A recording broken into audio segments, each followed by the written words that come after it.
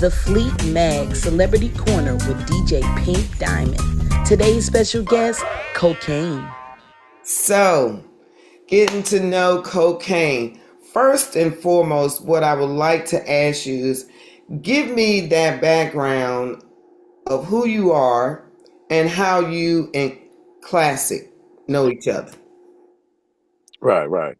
Well, I've been in a minute. I've been in the game for a minute. I come from a musical background. My father is Jerry Buddy Long Sr. Of course, I'm Junior. And Okay. he was a big wig over there at Motown Records. Some of the records he worked on, Just My Imagination by The Temptation, The Papa Was a Rolling Stone, just a slew of some of the greatest hits you ever want to hear over there at Motown. My father was an intricate part of that sound.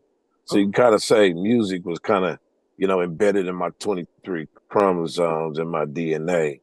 And I can remember going in the studio, my father would be in the session and, the running board looked like a spaceship. You Mhm. feel me? So I was one of those little musical space babies. You know what I mean? Okay. And that was my introduction. But I really didn't start taking rapping and singing serious till about 83, 84, a little bit, about 40 or 41 years ago. Okay. And my cousin also has a group called Above the Law. His name is Code 187. And back then, when Ruthless Records was actually really coming about, with the NWA, the DLCs, et cetera, NWA, Eazy-E put Above the Law on. And then, it was a domino effect. My cousin and Above the Law put me on. So I signed a deal in 1989 with Eric Eazy-E Wright, rest in peace. He was the guy, you know what I mean, that put up his hustle money for the whole thing. And it was a beautiful situation, coming from the musical background and then being able to link in with Eazy-E through my cousin. It was just incredible back then because, that was something we were searching for anyway, because we wanted to tell our side of the story, especially from the streets. You know what I mean? And Eric Easy Wright gave us opportunity of a lifetime. And I signed the deal in 1989. And then the rest is history. From there, I know we're going to get in deep into this conversation. So from that point, 1989, to becoming, the most featured recording artist on the planet, to linking in with Classic about 10, 11 years ago. We've been knowing each other. And then being able to actually do some work with the brother, because if people don't know, man, he's an incredible individual. And plus, my daughter is a singer that is coming up. So we had a chance to go to the Fleet conference about 5, 6 years ago, and it was a beautiful experience. It was like we was talking the same language when it comes to this here networking. And we just, that's my little bro. I love him to life. You know what I mean? He's a solid cat, and he's a pillar of hip hop, not just hip hop music in general. To be able to, coordinate and put this thing together with his team, such as yourself and just worldwide DJs now. So, that's how we linked in. And, it was more of an organic approach as opposed to what can I do for you? Or what can I do? No, we start chopping it up like we on the yard. You know what I'm Right. saying? And we became good partners. And it's safe to say, more than just friends. That's my family now. Who besides your daddy and besides growing up, right? Mm-hmm. Um, what childhood, let me do it this way. What childhood friend inspired you towards music? Do you have one of those? Um, uh, Mine's was mostly towards the music. My childhood friends, Mm-hmm. some of them rap, a lot of them gangbang. You know what I'm saying? Right. But when it came to the music industry, um, as a shorty, because I was under that Motown umbrella from my father, as a shorty, man, I grew up on Parliament, Funkadelic, and Johnny Guitar Watson, Sly and the Family Stone, Right. Gil Scott Heron. Donny Hathaway. You know what I mean? Mm. So those things really inspired me, you know what I mean, to do what I'm doing today. You know, of course, coming from a musical background, it's a little bit different as Mm. opposed to a person that's not, Right. because you're already in the mix. You feel me? So growing up in the 70s and 80s, you know, because I'm originally was born in South Bronx, you know, Oh, South Bronx, really? baby. Yeah. But yeah, South Bronx. Uh-huh. But we moved because my father was on the move doing some work. So I moved as a shorty, you know, as an infant. And we moved to California, to Mhm. like the LA area, eventually moving to a town called Pomona, California. And that's all we had in our household was just music, you know, living with my grandparents. You Mm. know, they had jazz, blues. You know, they used to tell us, turn that rap shit up. There ain't no music. But, you know, all those things mixed in a pot like gumbo is the Right. reason why, you know, years later, you know, I'm still doing the same two step, but I was able to be blessed into this game. And there's something about soul and funk music as a kid and being exposed to that type of genres, you know, for a little bit it kept us safe. You know what I mean? We grew up in the era where, of course, it was gang banging, drugs, killing, but we also had certain opportunities that these kids lack. We had free lunch programs, we had certain musical outlets, we had musical programs. And now when you look at it, you know, it's kind of crazy because it's kind of archaic. You know, they, you know, kind of diminishing a lot of things when it came into school. And we were fortunate enough to be exposed because at the same time, when I look at children or I look at these young kids coming up, there's some talented kids out there. You know, everything ain't bullshit. You know what I mean? There's some talented kids, but don't get the opportunity because it's muttered down by political bullshit, rhetoric, gossip, whatever you want to call it. You know Mm. what I mean? And we were just coming from an era to where we had certain advantages Right. that these kids don't have nowadays. So when people try to ostracize a whole young generation, it's not about doing that. You know, I tend to take a left field and say, well, you can talk about the branches, but you always got to talk about the root. These kids ain't got no root. They ain't got certain outlets that legislation and different schools, especially until got out of school and musical programs. It's like, you know, you kind of shake your head at the end of the day, but it's something that really resonates with me because as a pillar, as an OG, as a legend, icon, whatever tag you want to put on it, I'm at least able to play a cornerstone piece to reintroduce them to the things that we grew up on and things, advantages that we had that they might not have. You feel me? And it's a beautiful thing, you know.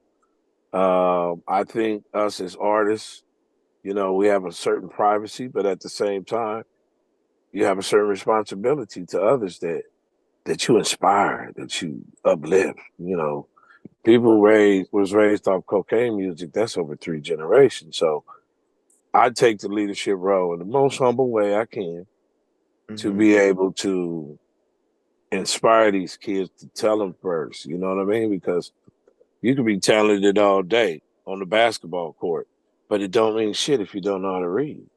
So now, with all of this that you have been going through as a musician, growing up into the music industry with your dad, was there ever a time that you had like a very challenging moment of your life throughout this musical journey?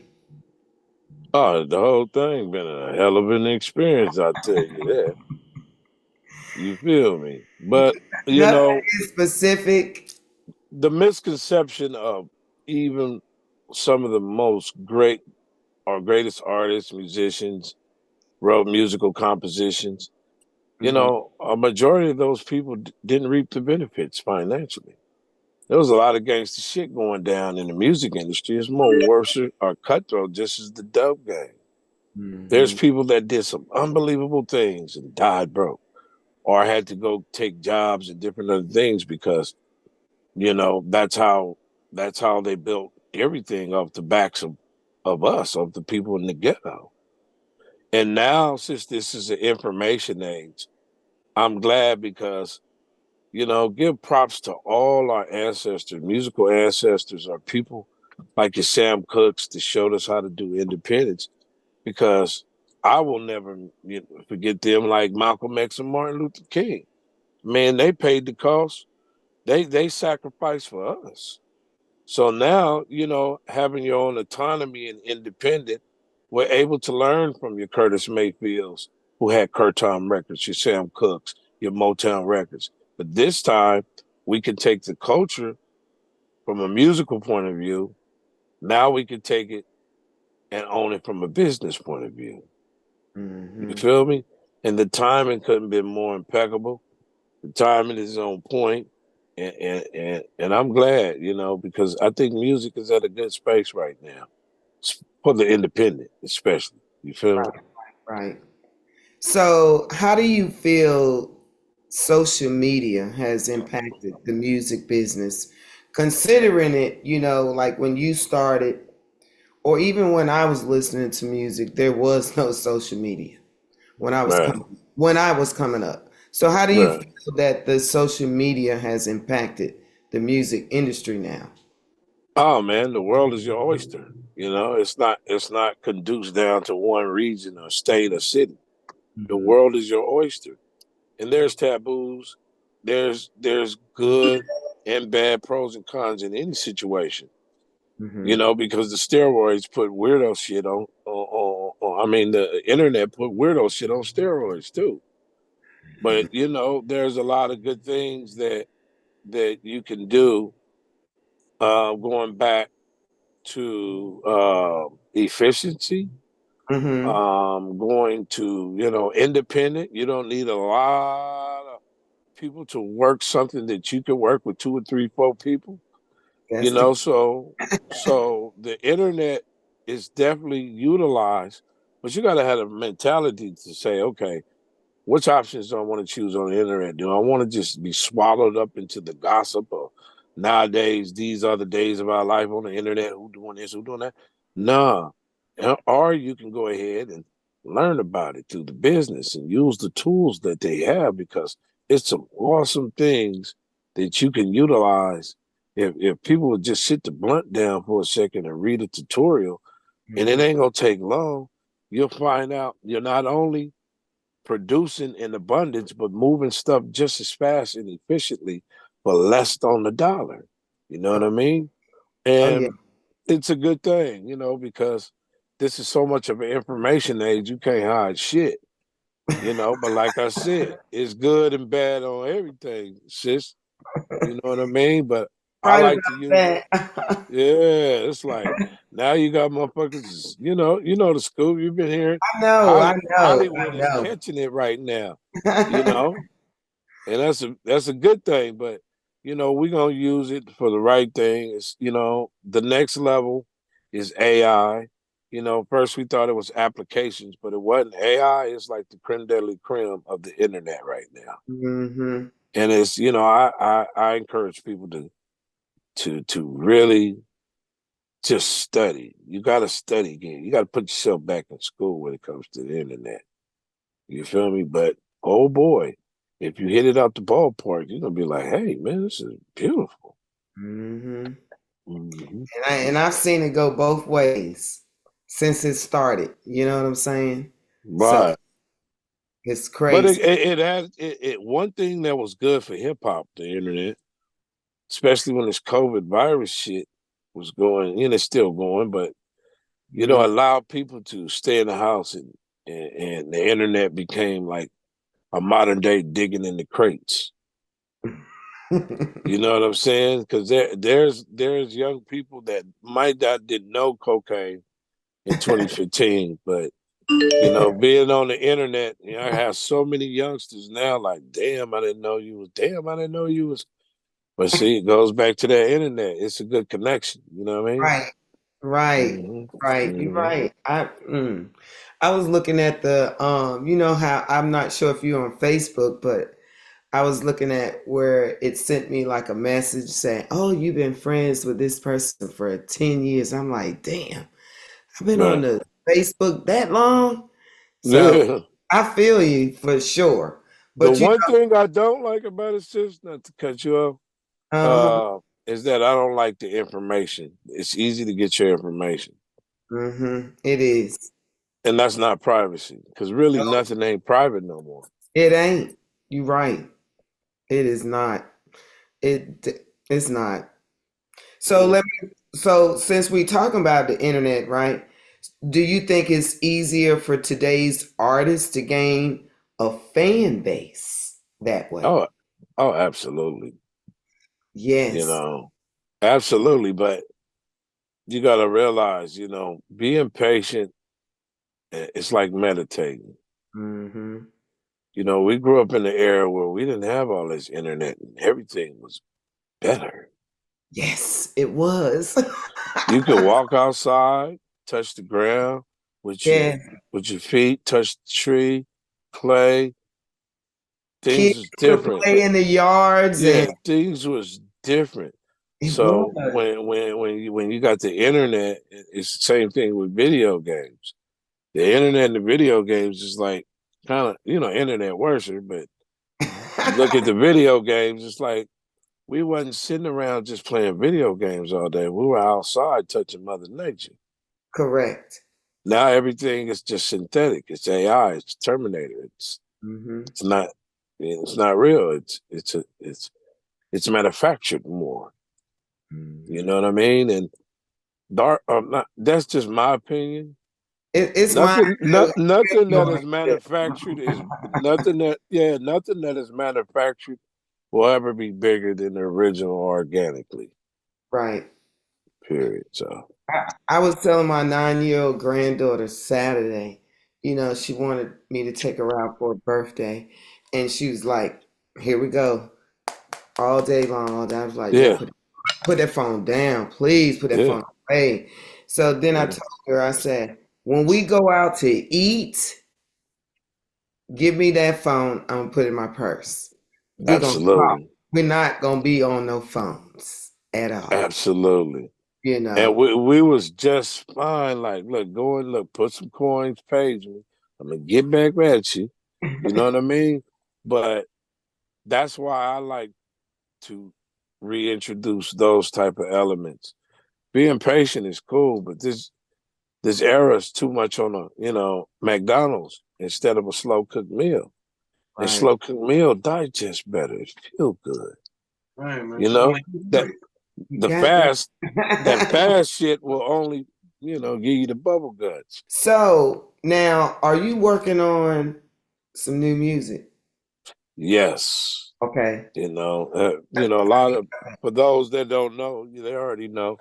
Most featured recording artists on the planet, and but I'm working on a project that it's been like 5 years in the making, and Okay. it's just like Parliament, Funkadelic, has all those soul and funk R&B player music elements to it. You did, I and love it's called this man. It's called The Funk and Adventures of Dr. Kokenstein, and what?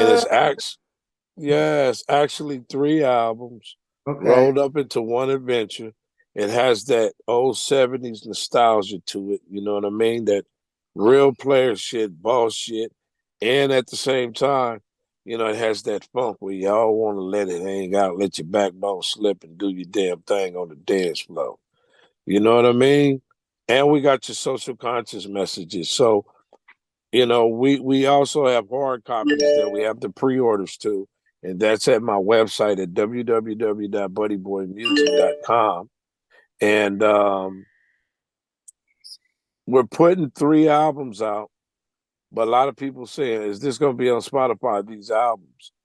The only thing we putting out on the social streaming platforms is only the singles. But in order to get the project in its completeness, you got to go to my site. And that's how we want to be able to con- control everything that comes in and comes out, because artists, y'all got to realize y'all put a lot of money behind y'all stuff, and we want to be able to take a lot of the autonomy out of the streaming platforms that are just basically raping all the artists to be able to utilize them for a little.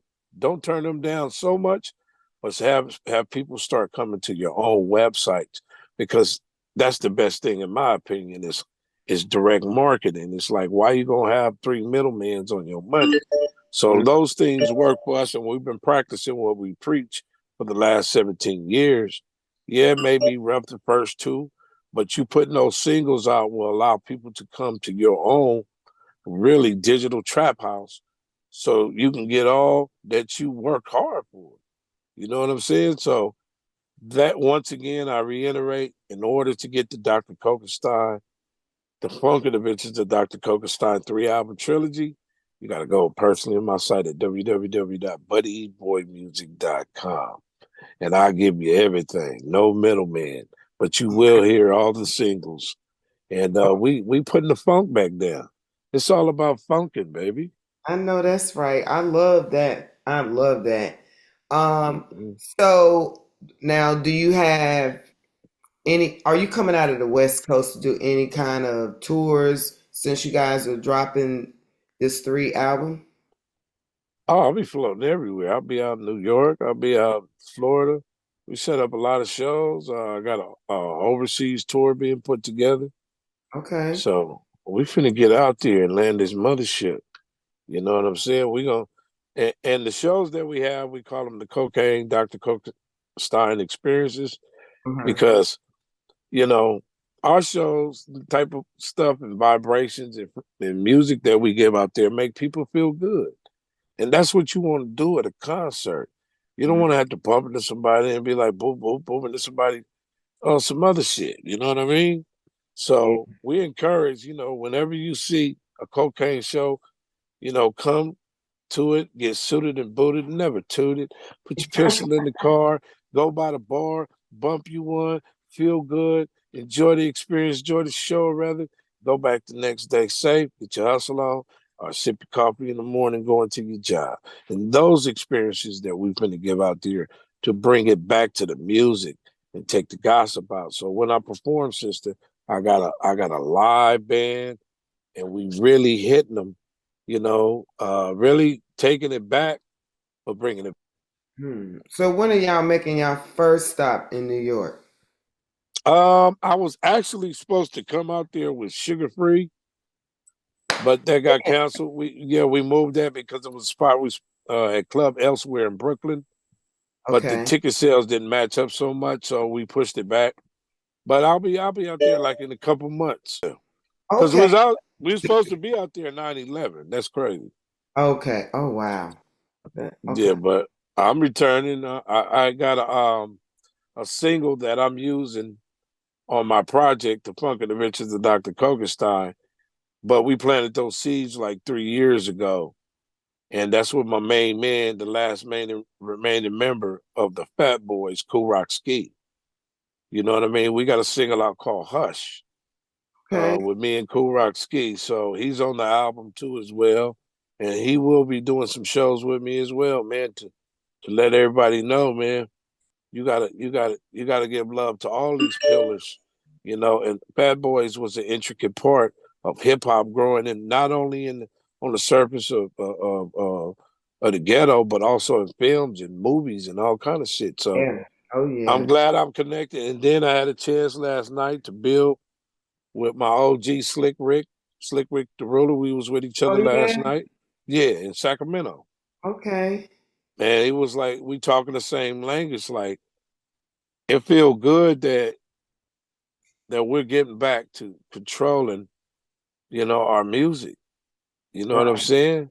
It Right. ain't all the way there yet, but at least the spark is happening and we can wiggle our way through the rhetoric and bullshit, because that's always out there.